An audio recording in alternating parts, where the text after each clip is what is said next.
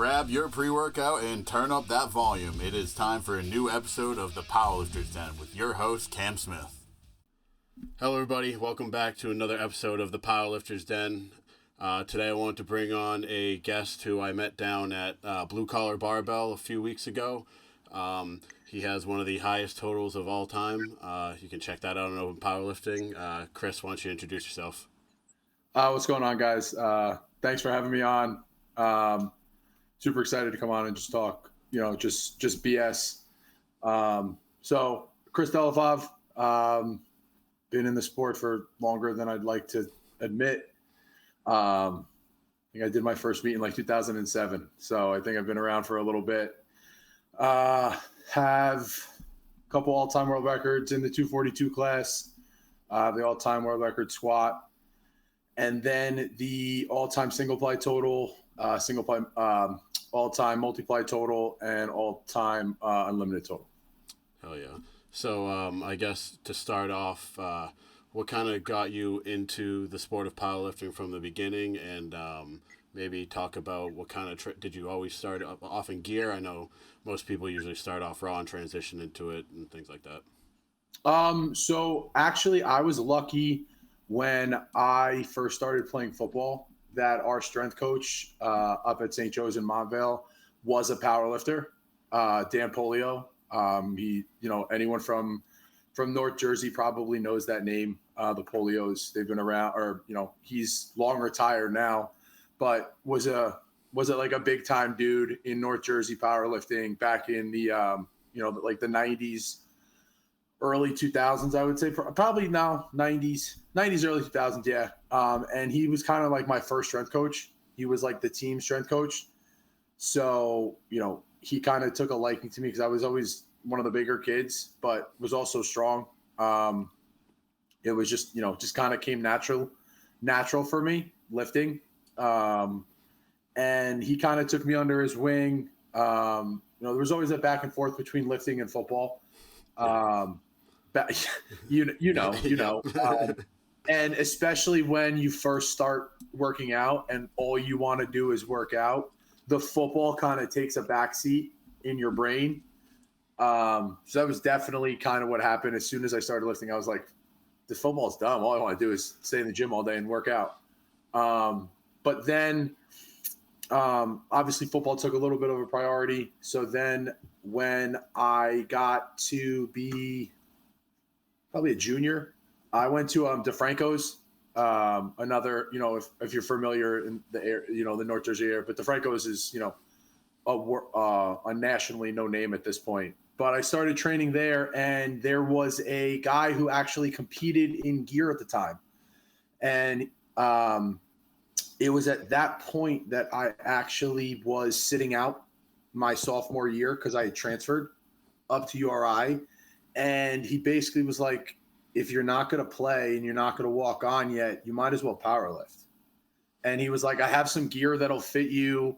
I have some stuff that you want to try. And literally since that, I would say that's the summer or the winter of 06. The winter of 06. Yeah. Was my freshman year of college. And then that transitioned. Yeah. 06, 07. I think I did my first meet in 07. And it's funny you say that because that I started in gear. There was 15 years ago, there was no raw lifting. Yeah. It wasn't a thing. Mm-hmm. Like you'd go to a local meet and there'd be 50 people there and 47 of them would be in gear. Yeah.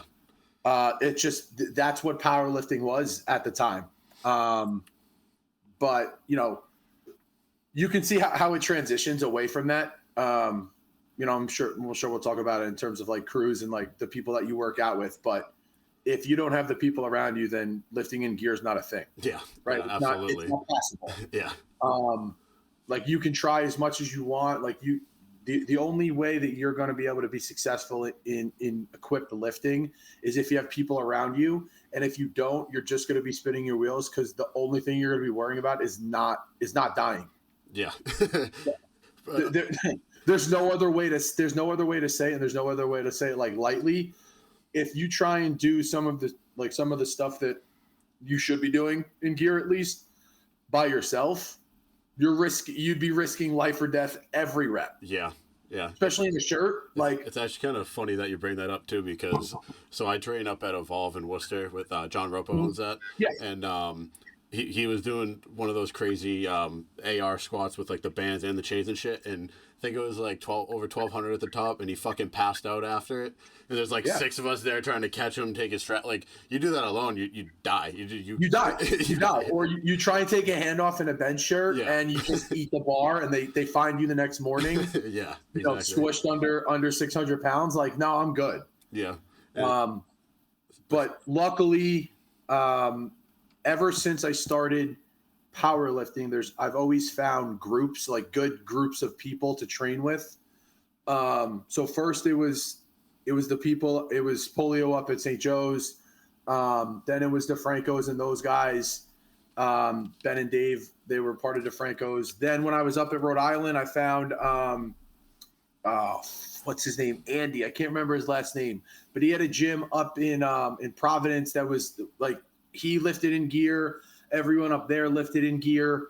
So I had a group to train with up there. And then when I came home, I found Skiba's down in Jersey. Yep.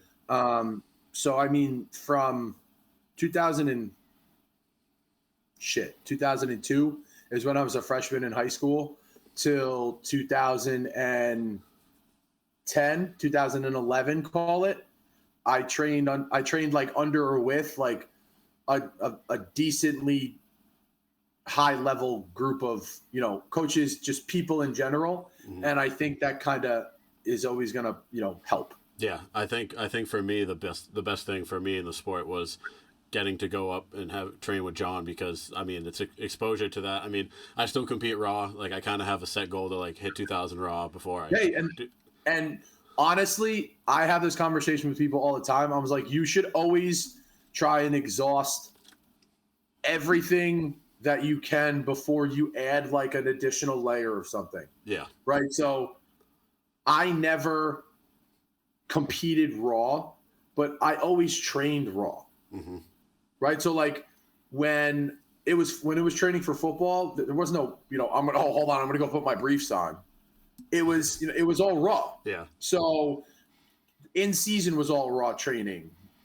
Off season stuff, it was all raw. So it wasn't until football was really done that I like actually like, I don't want to say dove in, but that'd be like a dumb way to say it. But basically when football was done and all there was left was powerlifting, that's kind of when it was like, you know, all gear all the time. Yeah. But prior to that, from 2002 to 2010, playing football, like that's all it was raw training. So you have to have some kind of raw foundational strength to be successful in gear. And I think that a lot of people miss that, and they just want to rush and throw the gear on and throw like really tight gear on and like really aggressive shit. And if you're not strong enough to like be able to maintain body position and move your body raw without any equipment on, then you are going to be fucked. Yeah, folded. Sorry, excuse my French. Fucked. Yeah. If you try and put on some aggressive gear where, you know, you don't even belong, you know, you have no business being under that kind of weight. That's how people get hurt. That's how spotters get hurt. Like you do need to have foundational strength, and there's nothing wrong with saying, hey, I want to hit this number. Right. Like, I think everyone should have some kind of like numerical goal that they're just because I think your brain works better that way. Yeah. Right. Like the worst is I'll hear, oh, you know, I'll get in gear when I'm ready. Fuck does that mean? Yeah. What do you mean when you're ready? Like when you squat something, there's a number. Like what do you feel is going to make you ready? Like that's obviously going to be different to other people, but I just think you need to have like basic body movement patterns down. Yeah. And a lot of people will rush that stuff, and they'll just like, oh, I want more weight on the bar. I want tighter wraps. I want, you know, knee sleeves that stand up on their own. Like, you know, the Ergo Pros. Yeah. Yeah. You know what I mean? So I think that everyone should definitely have like that, like baseline foundational strength. Yeah, for sure. 100%. And like from a physiological and like anatomical standpoint, like it doesn't matter how good or tight the gear is or how good you are on the gear, like your body, like your bones aren't going to be strong enough, your ligaments aren't going to be strong enough, your CNS is not going to be anywhere close to ready for that. Oh no, and that's the biggest thing for me. Like I base all of my training and all of my programming for all my clients around like CNS based type stuff, like RPE and how you feel, and I don't do anything really percentage based. Because there's so many other factors that go into like how a person's feeling and how they feel under the bar at a given time. That like, I don't like to base it off of numbers. Yeah. I feel like I kind of understand that too, but I guess from my perspective is, without the experience of kind of knowing how your body works, RPE for some people just, you see these people post like a clip, it'll be like, oh, RP 7.5, and they're turning fucking purple, and you're like, that is not even close to RP 7.5. I honestly, I don't think, and this is a firm belief on my part.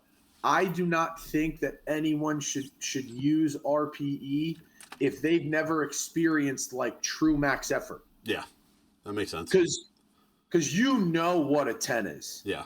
But the only way you know what a 10 is unless you've experienced the 10. Yeah. Right. So like someone who's been lifting for 13 minutes, like no, like that RPE 7.5 was really a 9.5, probably a 10, and you should probably reevaluate. Mm-hmm. But I will say that the one thing that I have noticed in my long time in the sport is the egos now are just so bad. Yeah, I know. Especially with Raw too, I feel like it's yes. I mean, yes, yes. But just in the sport in general, just egos and this is my egos for no reason. Yeah. Because if you ever notice, in most cases, like even on the Raw side, like you look at Dan Bell, he was the best in the world, right? Yeah. Didn't have an ego at all. You could have a conversation with Dan at any point, at any time, except during a meet. Mm-hmm. Like, and he would be cool with you. Where like you try and have a conversation with like a middle of the road guy or girl, and they are they're like so bewildered that you even tried to have a conversation with them and disrupt them from their 3 sets of 8. Like I can't deal with that. Yeah. I can't anyone who knows me knows that like you can come up to me at any point during like a training session or a workout if I know you or not, and like ask a question, bullshit, and won't bother me. And if I can do that, then like, why can't everyone else? Yeah, I mean, when I came up to you at the meet, you didn't give me any, like, you were just saying, hey, what's up? Like, I obviously, like, you're way higher caliber than I am, so, like, it's not like... It doesn't matter. We're still in the same sport, so, like... It's the same sport. We're still people, and at the end of the day, it's a hobby. Yeah. And, like, if you're going to be a douche to someone because you and that's what I'm saying. Most of the time, they're not even better than you. They're usually worse.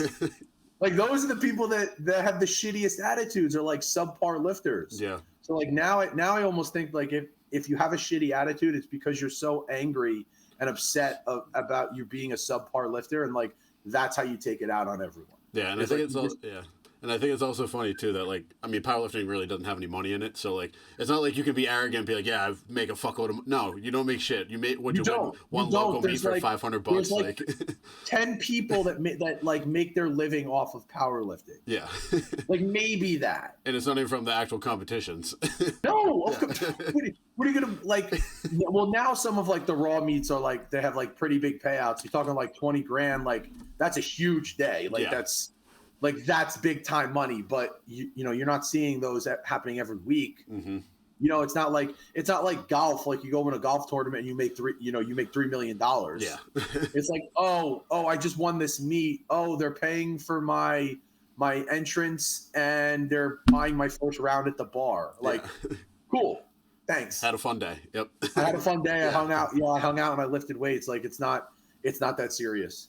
Yeah, and it's kind of funny that you kind of bring up the arrogance aspect of it too. And I think the biggest thing I notice is between the raw versus like the multiply guys, because like at the Strength of Heroes meet on Sunday, like everyone was just awesome to be around, and like Saturday there was a couple people that were just like you don't even know what you're doing. Like, why are you acting like this? Yes, and it's always at the amateur days. Yep. It's always, you always find that kind of attitude or that kind of like you said, like arrogance. Like, why are you even talking to me? Yeah. Why are you even like around me? You never see that on pro days. Mm-hmm. On both sides of the sport. Like I've been at meets. I've been at like high level meets where it was a high level equip meet, but there was also high level raw guys there. Yeah. Again, like you don't see it from the people here in the sport. You see it from the people like here. Yeah. Because they're upset that they're here. Yep. You know what I mean?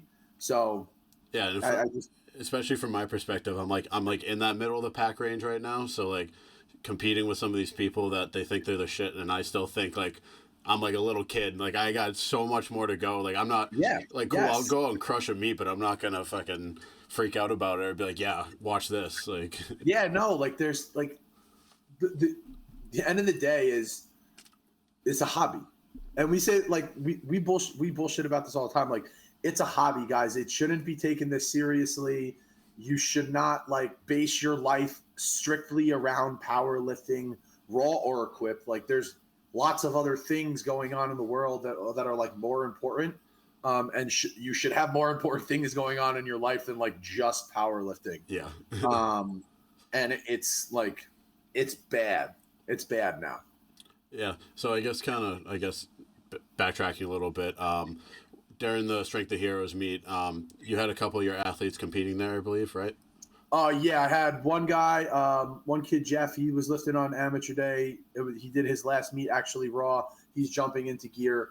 And then I had I had Rob and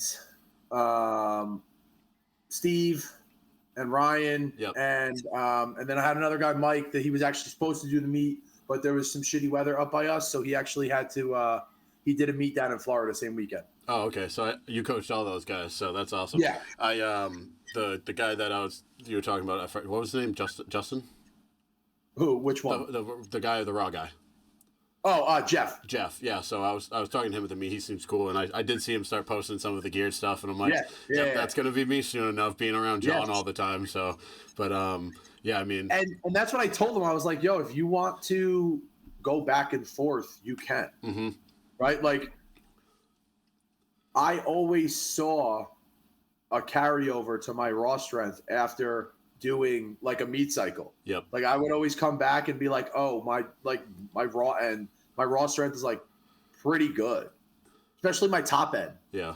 Right. You go from handling 8 or 9 all the time to handling 4, 4.5. Yeah. You're like, oh, this feels light in my hands. Right. Or, you go from squatting 11 to squatting 8 and you're like, oh, okay. Like this pick isn't that bad. So like your CNS, your top end is always going to benefit from overload.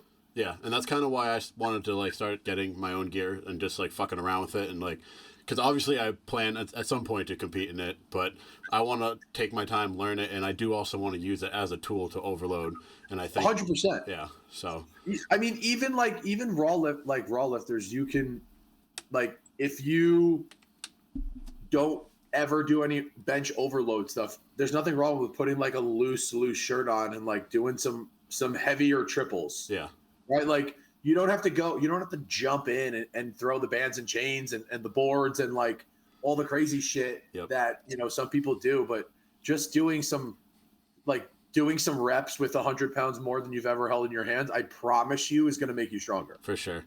Yeah. And to put a little bit of perspective into it too. So your first competition was when I was going into first grade.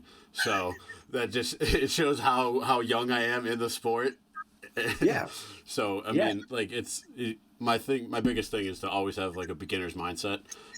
Even if you're at the top end but like a lot of people say, like I hear some of my friends like, no one gives a fuck about a local meet. Like, you just got to learn as much as you can from the people that you're around. So that's it. You have to learn. You have to take in as much information as you can.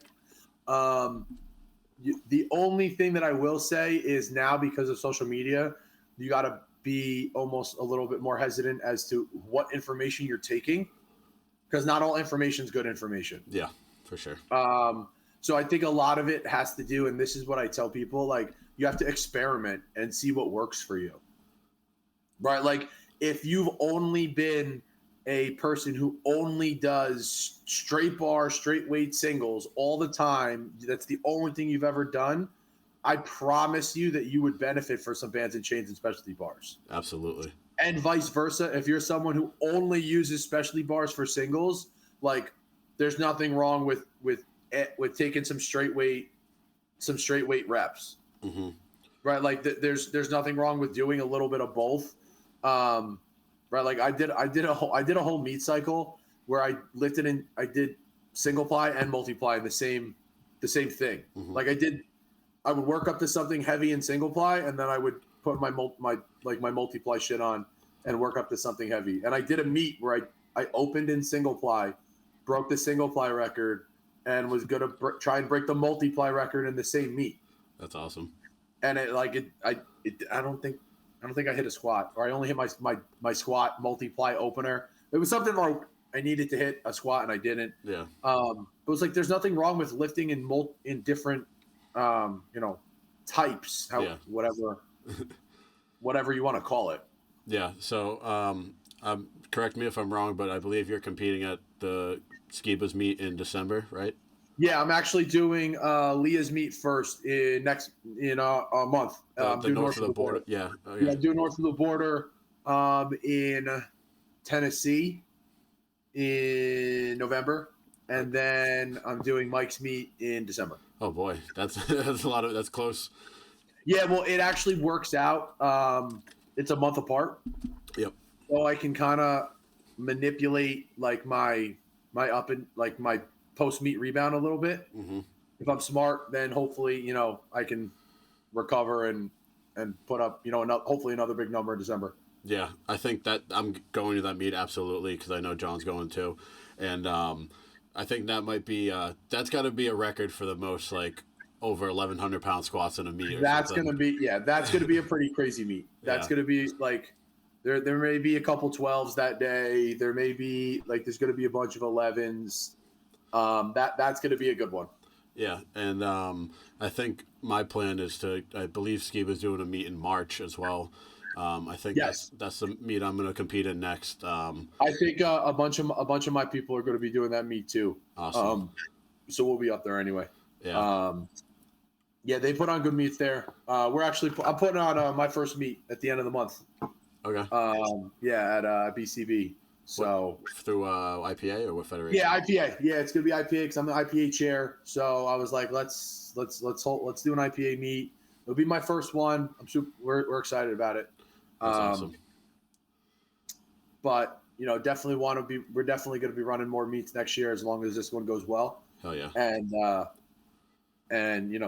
it's just the thing is, and this is what people have to realize about like meets, and if you want to have a big meet, you have to coordinate it. Mm-hmm. Like, you have to coordinate it with other meet directors, because if you try and have a meet, or you're trying to have a more like pro level meet, and it's near another meet, then you're basically splitting an already very small amount of people even smaller. Yeah.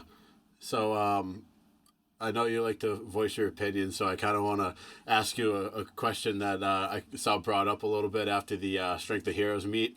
Seemed like there was a little bit of controversy with some of the lifts. You want to give me your end of that? So, as someone who's been around, and I said my piece, and I said a whole bunch. So, and it's in the past, and I knew you were probably going to say something. And I wanted to make sure that like I bit my tongue a little bit and like say that it's now like over a month ago. Yeah. And what's done is done, and everyone said their piece and everyone has moved on. So I don't want to like dig up old shit. But what I do want to say is, if you've been around in the sport for longer than 5 seconds, you've gotten a gift. Yeah. It raw, equipped, single ply, unlimited, like everyone at some point in time has done a lift that was below par, below their expectation, right? And what some people don't like, I have the multiply 275 deadlift record too at 910, and it's not a clean lift. Like, it's not very clean. The one side of the bar clearly up and downs, and that side of the bar got one red, which it should have. But that was like a thing 3 years ago because like people just started bashing it. And I never said a word to anyone about it because the people who know me were like, know that I clearly didn't want the lift to look like that. Yeah. Like, I didn't want my all-time world record lift to look like that. No one does. And I don't even think it's an all-time, but whatever, in multiply. Yeah. Regardless. Yeah. But you don't go into it intentionally trying to like cut it a little high or not lock it out as hard or not hold it as long or, not stand up as, as erect. But like, it's happening in real time, and you're talking about like above 100% like lifts. Yeah. Right. Like, you're not seeing that happening on openers for the most part. You're not like, you're seeing that happen on like second and thirds where like people are taking crazy weights. And I'm not saying that should be a reason why you should give gifts, but you also have to realize that it's got to be for the lifter, and anything close should be going to the lifter.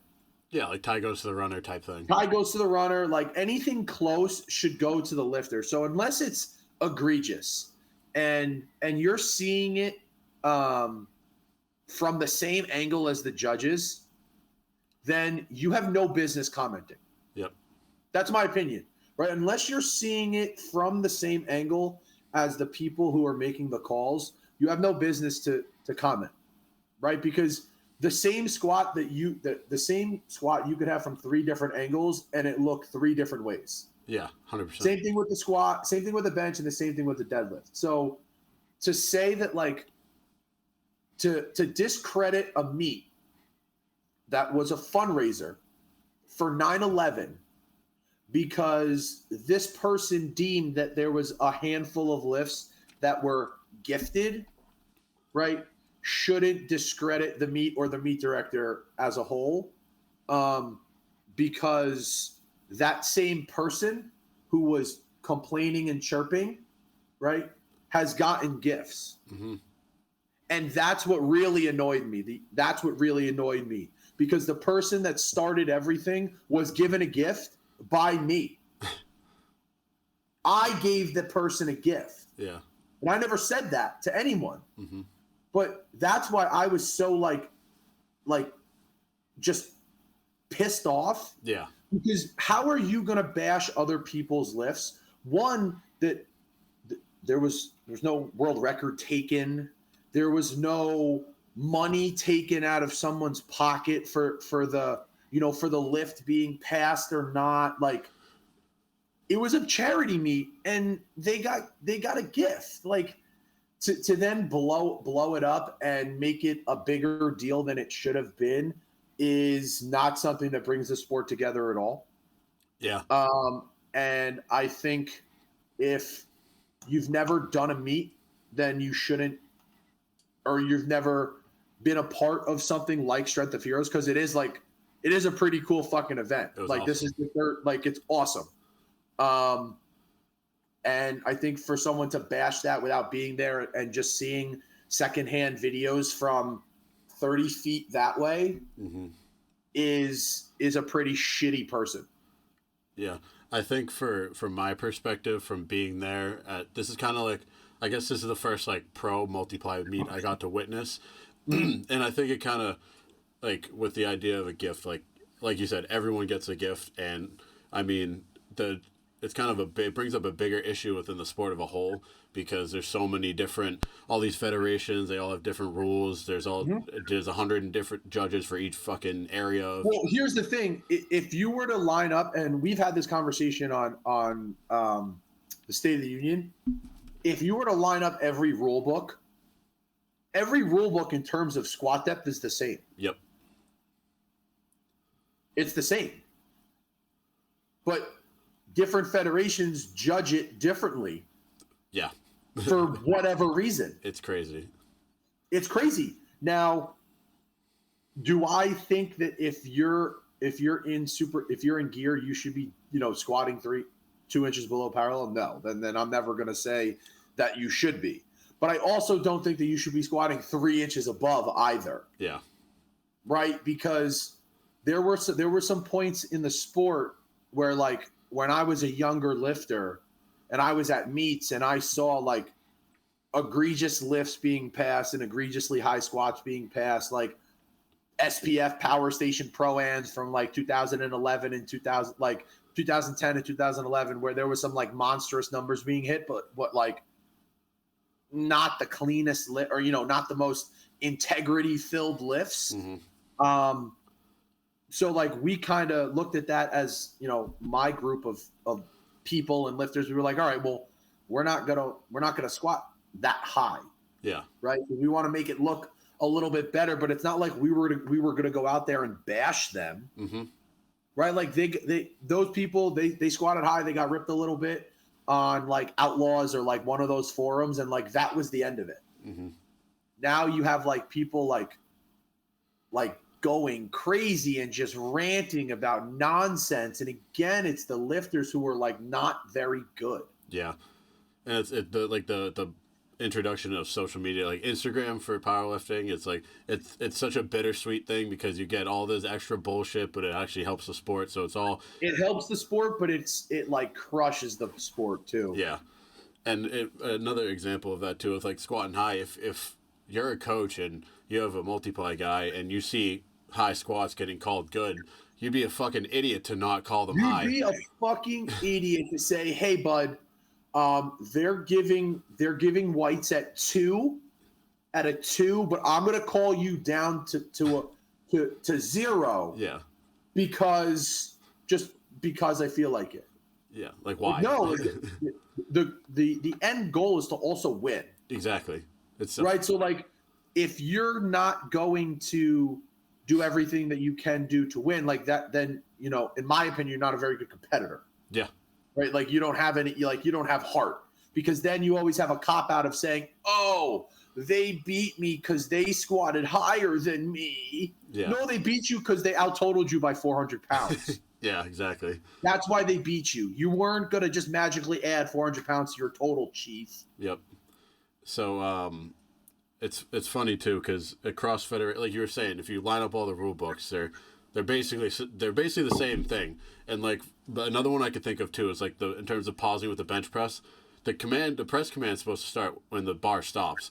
But bars motionless press. Yeah, but not when you feel like, or when you've deemed it appropriate to give a press command. Yeah. Like, that's bullshit. That's a bullshit interpretation of the rule that only hurts the lifter. It only puts the lifter at a more riskier position for a longer period of time, right? If you're a raw bencher, where's the point where you can get hurt the most? Yeah, the bottom. At the bottom with the bar paused on your chest, right? Like, that's not doing anything positive for the sport at all. And I guess kind of more about the coaching aspect of it. Do you coach, or I guess your approach to coaching raw versus multiply guys, do you find that you use similar tactics but obviously adjust, and then you find it translates well between both? So the way that I program, I don't follow, like, a true, like, system. I've taken everything that I've learned and I've kind of put it together into this mishmash of, like, different things. So I would say it's a conjugate-esque program. And I train everyone conjugate-esque with differences based on strength levels, time in the sport, time under the bar, and obviously equipment, if anything, being used. But in terms of like general overall programming, it's the same. Yeah, I feel like I feel like I kind of use a similar, like, the idea of like conjugate has 100 different fucking meanings, and everyone has a different meaning for it, but everyone has a different, like it's so bastardized at this point, and like what I don't do anything close to like the traditional West Side, like not even a little bit close to that. And I wouldn't say I do like your true traditional 10-20 life, right? Like RPE based type, like straight bar stuff, but it's somewhere in the middle. Yeah. And there's shit taken from the RPE 10-20 life side, and there's shit taken from West Side, and really it's just things that I found that work for no matter the lifter. Okay. Right. So like if you were to look at the way that I program accessory work after the main movement, it's the same. It's the same because for the most part, everyone's back can get stronger. Everyone's shoulders can get stronger. Everyone's upper back can get stronger. Everyone's core can get stronger. Everyone, mine included, right? There's no one who's at a 10 across the board. I don't care what anyone says. Yeah. All right. So everyone can do those things, and I base my accessory on more my accessory movements are all like trained like bodybuilder. Yep. Right. If there's a weak muscle group, if your mid back is weak, then I'm going to program shit to target your mid back directly through like hypertrophy type, like bodybuilding training. Like everyone can benefit from that. Everyone that powerlifts can benefit from putting on another 5 pounds of muscle. Agreed. Obviously. I mean, you can't disagree. You can't disagree with that. Yeah. So that's story stop. Yep. Now, what I do think needs to be manipulated is like your max effort stuff. Yeah.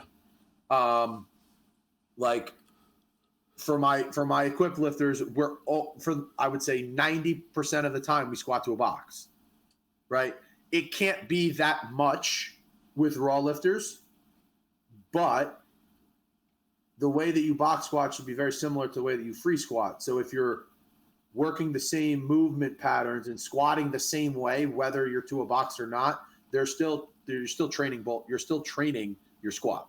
Yeah, and what I've found too is the more I'm talking to people in like the higher level of sport, it seems like a lot of people, whether they're a coach or they have a coach, their style of training is very conjugate-esque and then bodybuilding because and that's it. You have to look at it like, what's going to get me the strongest on meet day, right? But then how am I going to be able to build up to that to be that strong on meet day? So there has to be a build, yeah, right? And there has to be some downturns. So you have to deload. You have to be consistently working your top end to get your CNS primed. And unfortunately, there's a lot of people who don't do that, and then they don't get the results that they want, and they pick excuses 7, 8, and 14 out of the bag when it's because their training is not very good. Mm-hmm. And if they just kind of like dumbed it down for themselves and just make it easier in terms of like, what are you trying to accomplish? Okay. How can you make whatever you're trying to accomplish the most difficult that you could possibly do on that day? Yeah.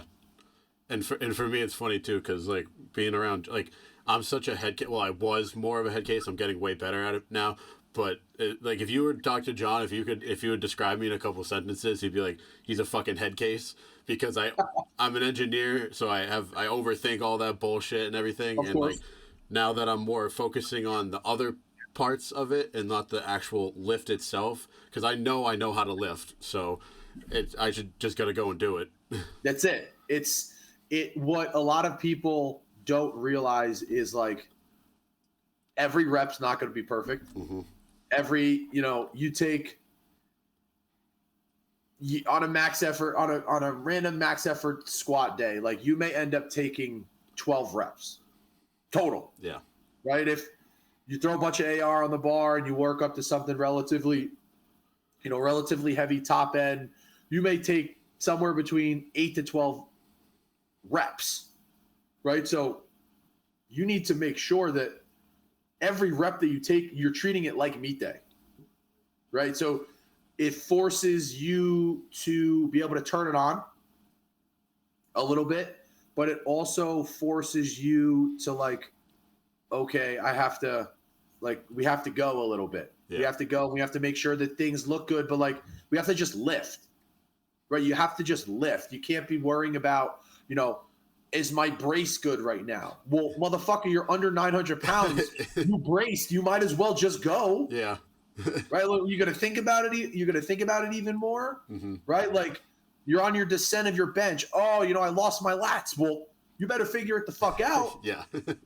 Right? You better figure it out. So I think a lot of people need to stop expecting perfect reps. Yeah. Because if you could ask anybody that I've trained with, I'll finish a squat session and I'll hit PR and it'll move well, and I'll spend another 15 minutes after I'm done ripping it apart. Yep. It's never going to be a perfect rep. Yeah. Ever. It's never going to be a perfect rep. They don't exist. Yeah. There's always something that can be done a little bit different. There's always something that can be done just a little bit better. Stop.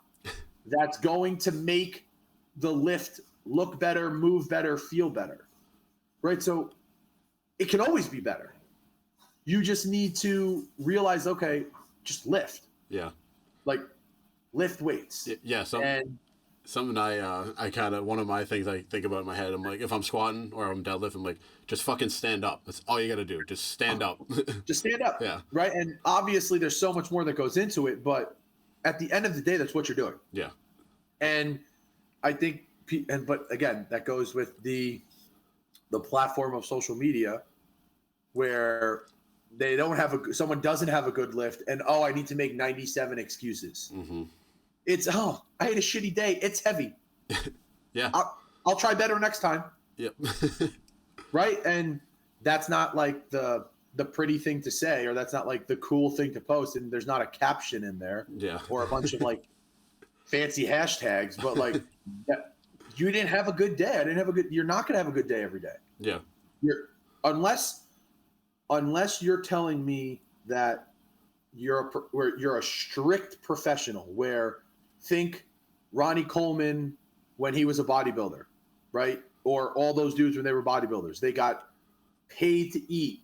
They literally got paid to work out. Yeah. Right. So unless you're someone who's making their living strictly off powerlifting, where you wake up, the only thing you do is train, you train more in the afternoon, and then you go home and you like do some cardio and you sit in a sauna. Like, no, motherfuckers have jobs. Yeah. People have to live, work, they go to work, they have families, they have things that they need to worry about. Like, things get in the way of powerlifting, and sometimes it's going to affect your performance, and that's why you have to, like, there'll be another day, there'll be another meet, there'll be another prep, like there'll be another one. Yeah, exactly. And it's always just like take it session by session. Like everyone obviously has goals, but like of course, at the end of the day, just fucking take your wins where you have them, cut your losses where you have them. And people, and here's like the you don't know until you know. Those wins get smaller, and less frequent the longer you're in the sport. Mm-hmm. I'm starting to see that now too. So if you've been in the sport for 17 seconds and you're getting mad that you're not having a good day, guess what, Buttercup? There's going to be a lot more not so good days. Yeah, for sure. And you just kind of have to like, all right. And this is the biggest thing. I've bombed out of a bunch of pro level meets, like Arnold's and WPOs and all that shit. And everyone is always like, oh, you bomb out of meets. It's like, okay, but I win a lot of meets too. So, but my point is if you don't have a good day or you don't have the performance that you want, you have to take something from it. There has to be some kind of positive taken from a negative. Yep. Right? Or else it is a total waste. Yeah. Like, I bombed out of 4 Arnolds in a row. 4 in a row. 4 years in a row. Right? And what was that the goal? No. Obviously not. Yeah. Did I intentionally do something to like put me in a no, like prep was good and we did everything that we should have done and it just wasn't there for whatever reason. Yeah, shit happens. Shit happens. But you can't just, fold and say, oh, and start making excuses. Like, I didn't have a good day. I'm going to learn something from this experience, whether it's a different way to peak or something different with my hydration or something different with my cut or something different with my recomp or something different with, meat day supplements. Like, there's 9 million things that go into this sport. And if you think that you have it all figured out when you've been around for 3 seconds, like, I'm sorry, that's just not the way. That's not the way it works. Yeah, I think this is actually a perfect time to kind of ask my infamous question. So I always ask my my guests if you could give one piece of advice to a new lifter or someone going to their first meet, what would it be? Be coachable. Ask questions and be coachable. Be able to take criticism. Obviously, if it's respectful, given respectfully. But especially if it's from someone who's trying to help you out. I can't even begin to explain how many times like I went out of my way to like try and help someone and out of no benefit to me. Like, I don't care if person B squats 50 pounds more. It's not going to affect.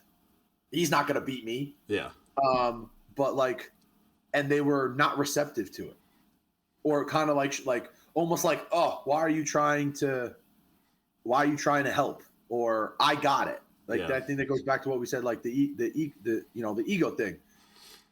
If someone who's been around for a while is trying to give you help and trying to like show you not the way, but like so that you don't run into the same issues or the same roadblocks or bumps in the road that other people did, like listen, like take in as much information as you can, learn that you can always be better in some way. I think that's it too. I had some like really early success in my career. I squatted a grand at like 23. And I don't want to say like I thought that like I was there, but I think if I was around a different group of people, like someone who was older and someone who had like been there, I think things could have been a little bit different for a couple of years. But again, not everyone has that ability to, talk to people who've been around. But I think when you do have those opportunities, you got to like soak as much in as you can and take in as much information as you can, because the only way to like, I think really learn anything in the sport is like trial and error and time under the bar. Agreed. Reps under the bar, time under the bar. And there's no gear, there's no meat cycle, there's no supplement cycle that's going to replicate or be able to make up for time not being under the bar. Agreed. I think that's great advice. I guess if you want to just let everybody know where they can find you on Instagram, or if you have anything you want to plug before we wrap things up. Yeah. Lots of things to plug, but we'll keep it short. We are going live on the State of the Union. I don't know. Well, this is going to air later, so we won't talk about that. BCB, the gym. We're always looking for more members on the team, online or in person. So that's at BCB Trading Systems. And then Wicked Wolf, the beard company. If you have a beard and you're trying to sexify it, at Wicked Wolf Beard Co. For all your beard care needs. Awesome. Well, I want to thank you for taking the time for coming on. It was a blast. Of course. Whenever you guys will want me back, I'm on. Awesome. Thank So I you. appreciate it. Thank you.